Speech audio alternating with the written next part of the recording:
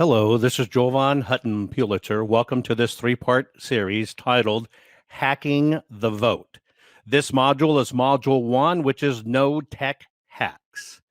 You may have seen my work when I presented to the Georgia Senate Subcommittee on Election Integrity and exposed some of these ways that votes are hacked in our current election systems. So you understand my background. My background is a technologist.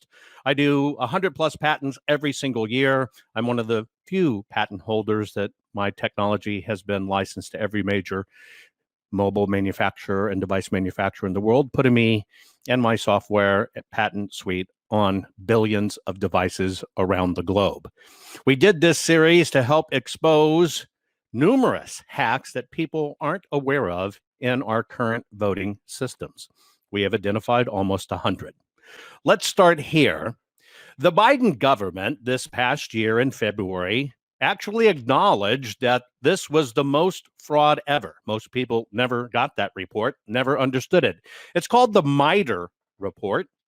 The MITRE is put out by Homeland Security, and it's about information security, etc. But in this particular report produced in February of 2021, basically they said there were signs of how votes or the votes were hacked, and they know what to look for, that there is a case study for it, and this is it.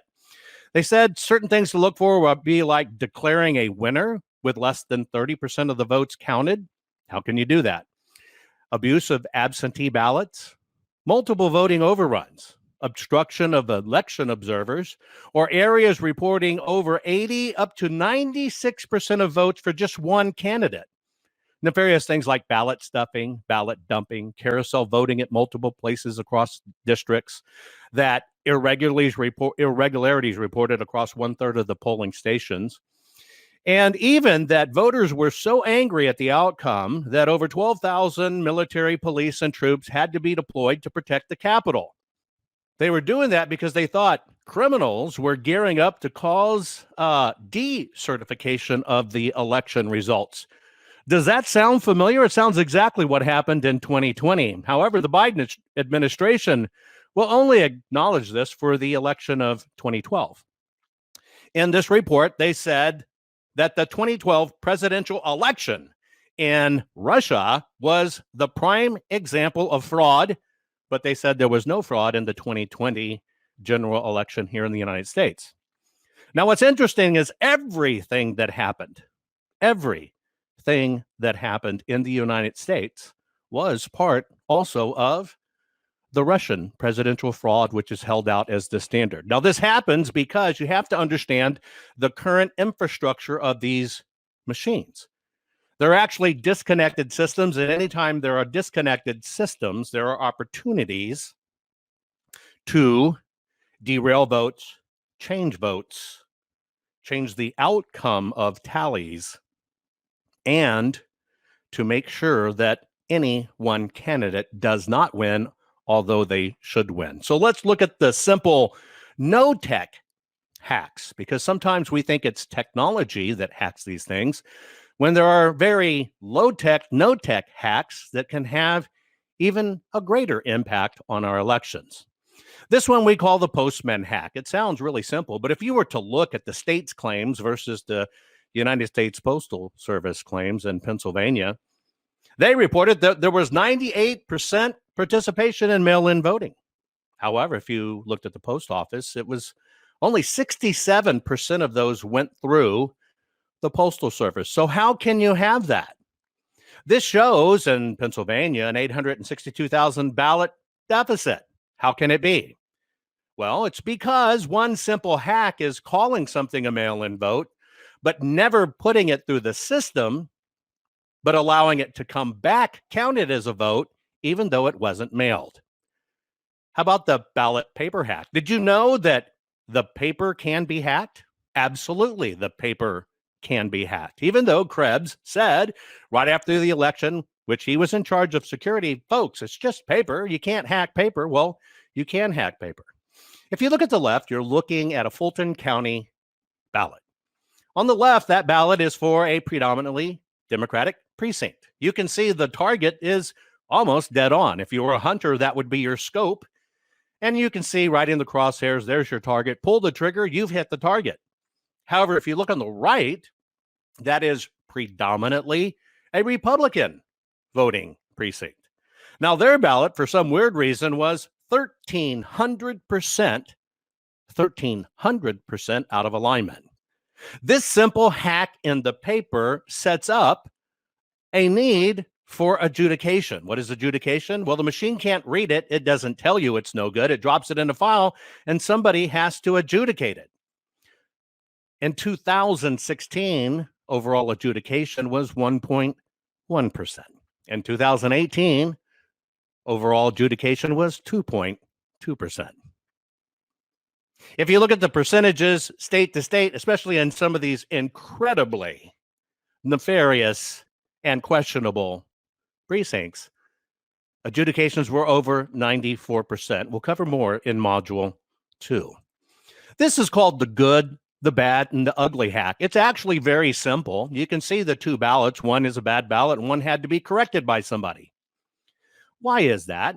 It's because we used 1970s, late 70s, and early 80s scanning technology and claimed that because, as you see on the right, somebody scratched something out, it's technically not readable.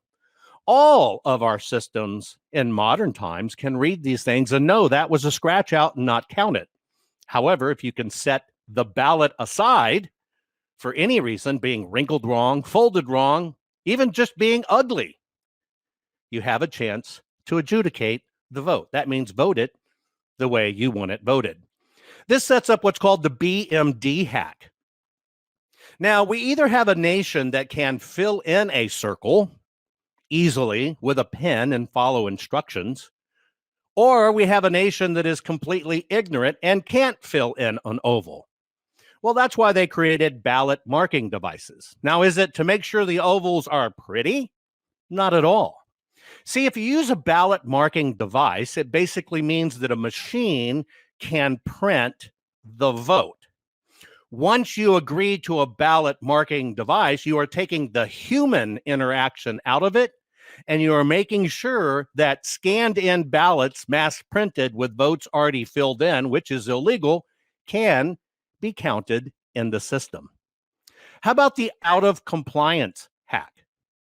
Did you know many of these polling places and machines had no updates for years? There were lack of updates to the software inventories, security controls, and everything. Many were multi-years out of compliance. However, this was not considered in auditing the machines because it was not allowed to be talked about. Remember, as you upgrade software, you're supposedly plugging holes. Why would 2020 machines have holes left over from 2016? It begs the question. Another low-tech hack is called the chaos or the crisis hack. You know, in order to change the outcome of any election, in order to do things nefariously, you've seen it on video, you have to have a pump and dump. You have to have a crisis. That crisis kind of stops everything. Now, we saw this where a water pipe burst delayed Georgia absentee votes. Did it really? Well, after the fact, we found out, no, it wasn't really. And Pennsylvania had them too, power outage. How about this at the Cobb Center during the runoff for the Senate? Well, they had 11 machines, 12 machines. Only one of them were open, and the others, they said, were broken or not working. That is a no-tech hack. Convince people the machines aren't working, and a certain amount of people where this occurred, specifically in Republican areas, will give up and go home. They will not go find another line. How about the Jack-in-the-Box hack?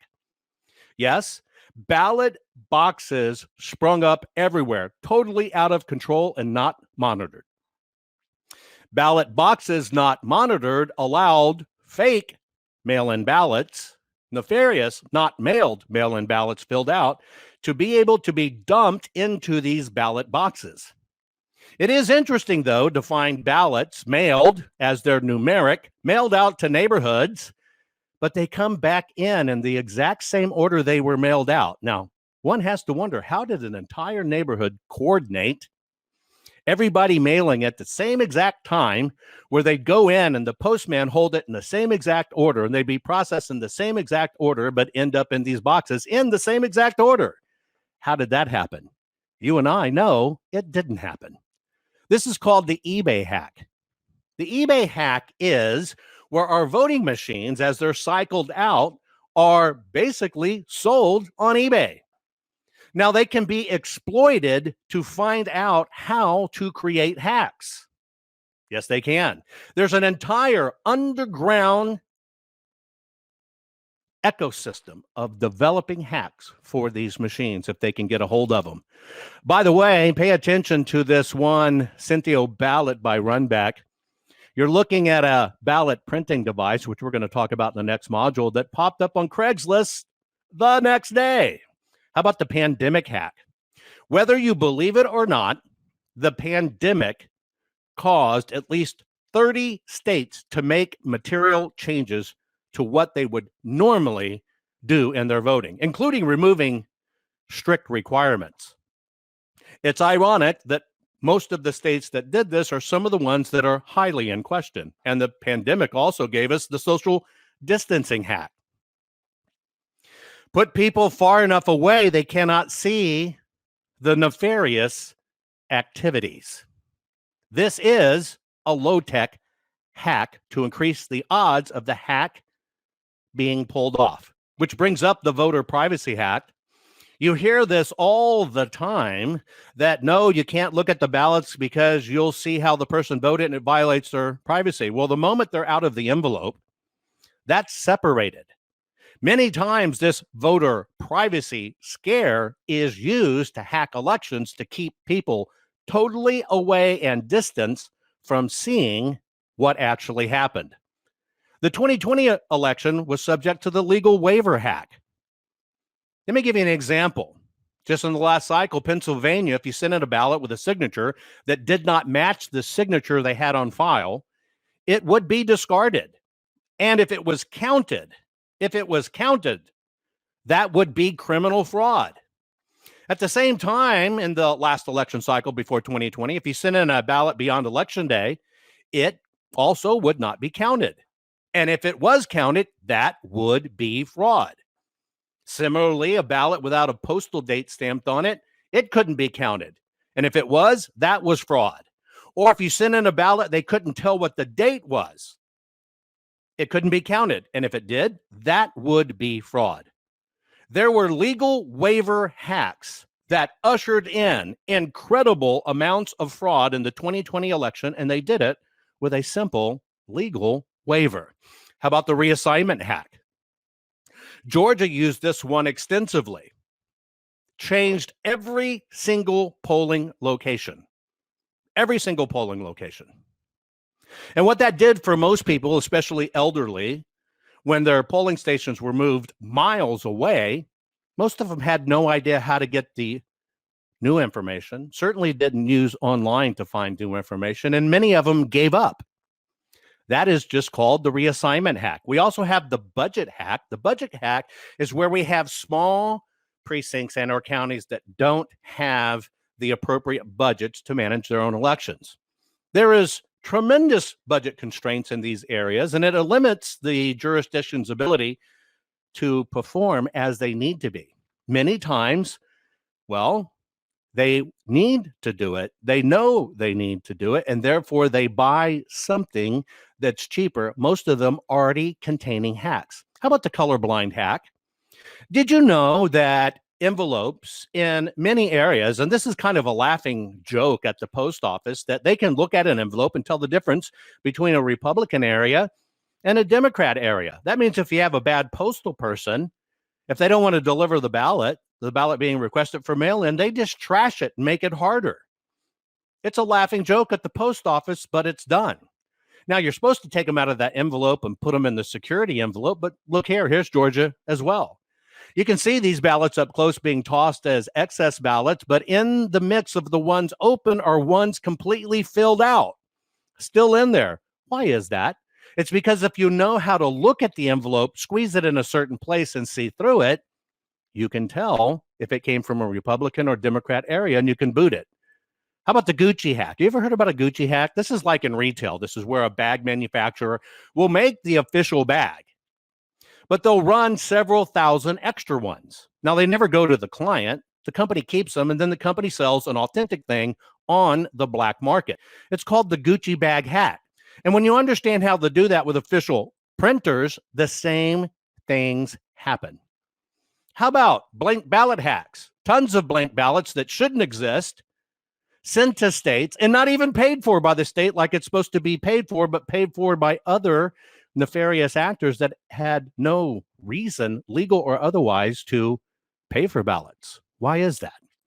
How about the Kinko's hack? Well, the Kinko's hack's very simple. Most of these machines cannot tell the difference between a scanned ballot, a counterfeit ballot, and nefarious ballots. They'll read them anyway. Our ballots are so unsecure that it only takes one person getting this ballot image sent around in PDF, as we do it to all precincts, to let that ballot be out of their control. And all of a sudden, the market is flooded with counterfeit ballots that look official. Another low-tech hack is actually our own government. As you heard Attorney Barr say there's no evidence of widespread voter fraud, you have to understand what that means. And I'll give you an example. If we had a state where there was 100,000 vote difference, and you as an independent researcher, investigator, otherwise, found 90,000 votes that were bad, they can use this because what you'll see is they said, to date, we have not seen fraud on a scale that could have affected a different outcome in the election. Pay attention to those words. We have not seen fraud on a scale that would have affected a different outcome in the election.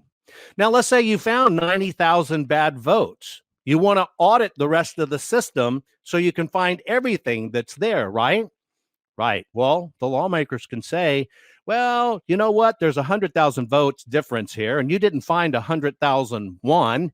You're only showing me 90,000, and so we don't have to show you anything. Even our own legal system is designed to hack the vote by not having to look at it. How can somebody prove fraud and overturning if they can't look at everything? But how are people supposed to find it on their own without doing an audit? That is the legal won't change the outcome hack.